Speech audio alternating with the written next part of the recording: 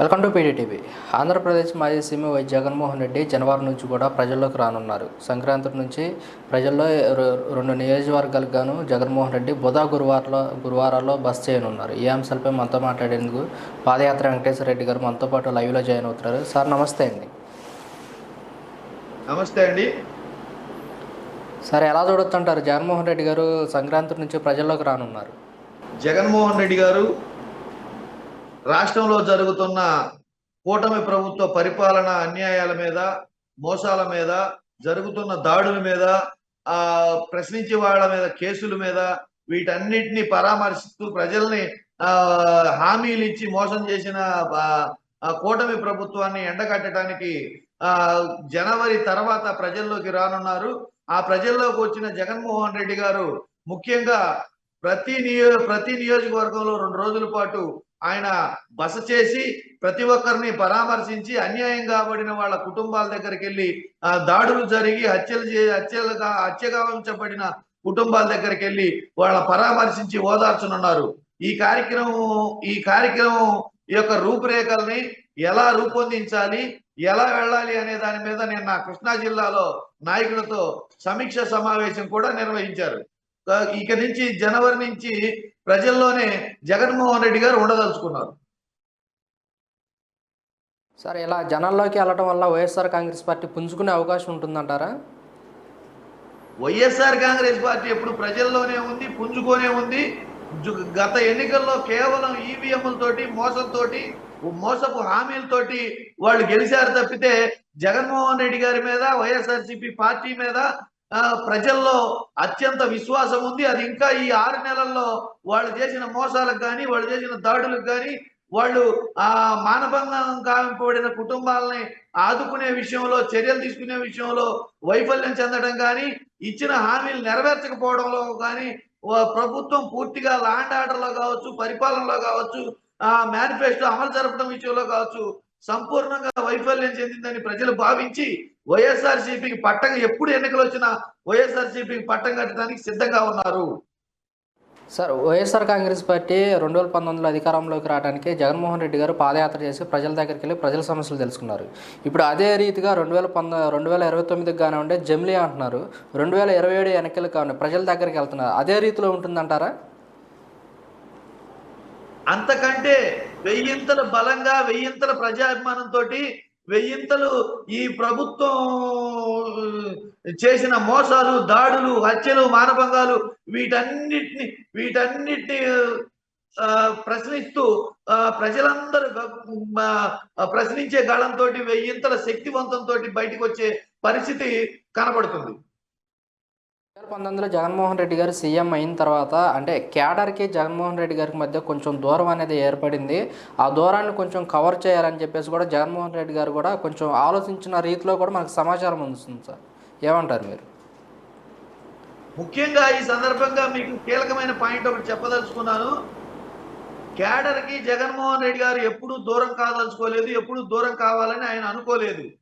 కేవలం వైఎస్ఆర్సీపీ పార్టీ జగన్మోహన్ రెడ్డి గారు నల్ల కాలువలో హామీ ఇచ్చి దగ్గర నుంచి ఇప్పటి వరకు ఎండనక, వాననక, రేయనక, పగలనక, పొలం గట్ల మధ్య, గుళ్ళ మధ్య, బళ్ళ మధ్య ప్రజల్లో ఎప్పుడు నిరంతరం ఈగలు కుట్టినా, దోమలు కుట్టినా ఎప్పుడు నిరంతరం వైఎస్ఆర్సీపీ జెండా భుజాన వేసుకొని వైఎస్ఆర్సీపీ కోసం శ్రమిస్తున్న కార్యకర్తల్ని వెన్నంటి జగన్మోహన్ రెడ్డి గారు వైఎస్ఆర్సీపీని అధికారం తెచ్చేంత వరకు జగన్మోహన్ రెడ్డి గారు కార్యకర్తలు జోడెద్దుల బండిలాగా పోరాటం చేసి ఎమ్మెల్యేలకి సీట్లు ఇచ్చి, నోట్లు ఇచ్చి, మద్దతు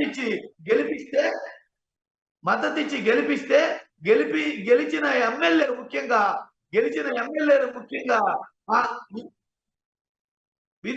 నిధులిచ్చి ప్రభుత్వ యంత్రాంగాన్ని ఇచ్చి పనిచేయమని చెబితే వాళ్ళు కార్యకర్తల్ని, పార్టీని మంట కలిపారు. జగన్మోహన్ రెడ్డి గారిని కలవాలంటే మా అనుమతి లేకుండా కలవడానికి వీల్లేదని జగన్మోహన్ రెడ్డి గారికి, కార్యకర్తలకి మధ్య ఆంక్షలు పెట్టి వాళ్ళని కలవనీయకుండా చేసింది ఎమ్మెల్యేలు. దాని ఫలితం ఎమ్మెల్యేలు రాష్ట్ర వ్యాప్తంగా అనుభవించారు. జగన్మోహన్ రెడ్డి గారు నిన్న మాట్లాడుతూ మనం చేసిన పథకాలు, మనం అందించిన పేదలకు అందించిన సంక్షేమ పథకాలు ప్రజలు ఇంకా ఇప్పుడు కూడా మన పథకాల గురించి చెప్తున్నారు. కూటమి ప్రభుత్వం వచ్చి 6 నెలలు అవుతున్నా కానీ వాళ్ళ పథకాల గురించి ఎవరు చెప్పట్లేదు, మనల్ని ఇంకా గుర్తుపెట్టుకున్నారంటూ కూడా జగన్మోహన్ రెడ్డి గారు అంటున్నారు సార్. ఎస్, ప్రజల్లో మన విశ్వాసం కోల్పోలేదు కాబట్టే, అసలు ప్రజల్లో మనకు విపరీతమైన నమ్మకం ఉంది కాబట్టే భారతదేశంలో మొన్న జరిగిన ఎన్నికల్లో ఎవ్వరికి రానంత ఓటు శాతం ఒక పార్టీగా మనకు వచ్చింది. మన పార్టీకి 40% ఓటు బ్యాంక్ వచ్చింది అంటే కూటమి పార్టీల్లో ఏ పార్టీకి కూడా ఇండివిజువల్ గా అంత ఓటు శాతం రాలేదు. ఈ విషయాన్ని ప్రజలు గమనించారు.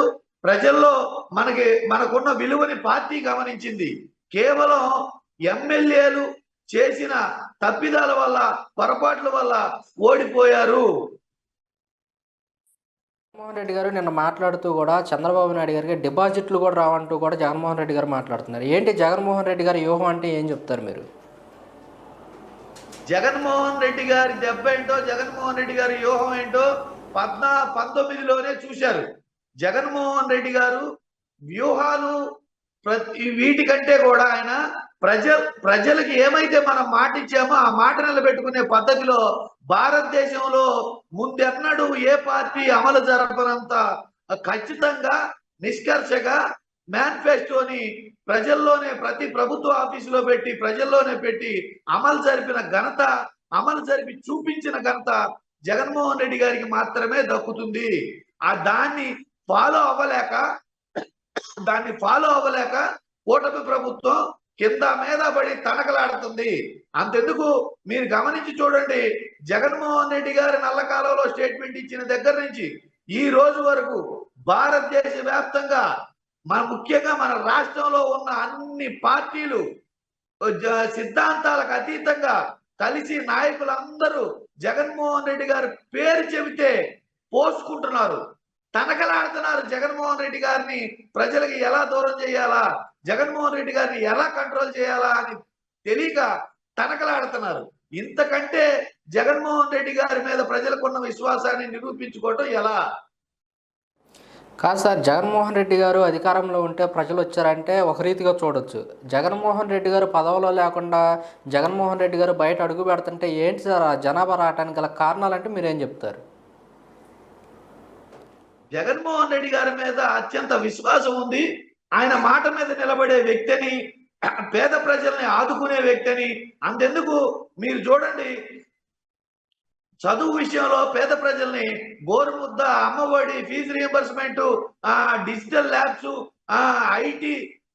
IB కరికులము, TOEFL, CBSE, English medium, ఇట్లా విద్యా వ్యవస్థలో, ప్రభుత్వ పాఠశాలలో అనేక రకాల సంస్కరణలు తెచ్చి నాడు నేడు కింద స్కూళ్ళన్నీ బాగు చేసి పేద ప్రజలు పంపించే పిల్లలకి సంక్షేమ హాస్టల్స్ లో కావచ్చు, స్కూల్స్ లో కావచ్చు, గోరుముద్ద లాంటి అత్యద్భుతమైన ఆహారాన్ని, నాణ్యమైన ఆహారాన్ని, ప్రోటీన్స్ కలిగిన ఆహారాన్ని అందించింది జగన్మోహన్ రెడ్డి గారి ప్రభుత్వమే అని చెప్పేసి పేద ప్రజలందరూ నమ్ముతున్నారు.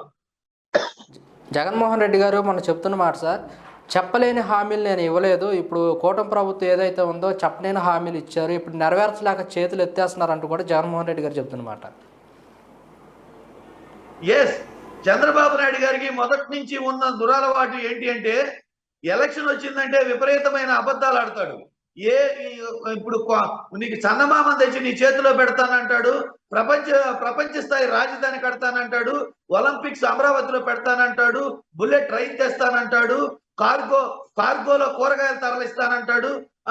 అసలు అవి ఇవి అని కాదు, ఏది కావాలన్నా ప్రపంచాన్ని తన అరిచేతిలో, చందమామని తన కళ్ళ ముందు చూపించి మాయ చేసి ఓట్లేపించుకొని నిట్ట నిలువునా మోసం చేయటం ఇది కొత్త కాదు. అతనికి అలవాటుగా ప్రతి ఎలక్షన్ లో చేసే పనిగా అతనికి తెలుసు, ప్రజలకు కూడా తెలుసు. ఓకే సార్, ఈ అంశాలపై మాతో చర్చించినందుకు ధన్యవాదాలు సార్.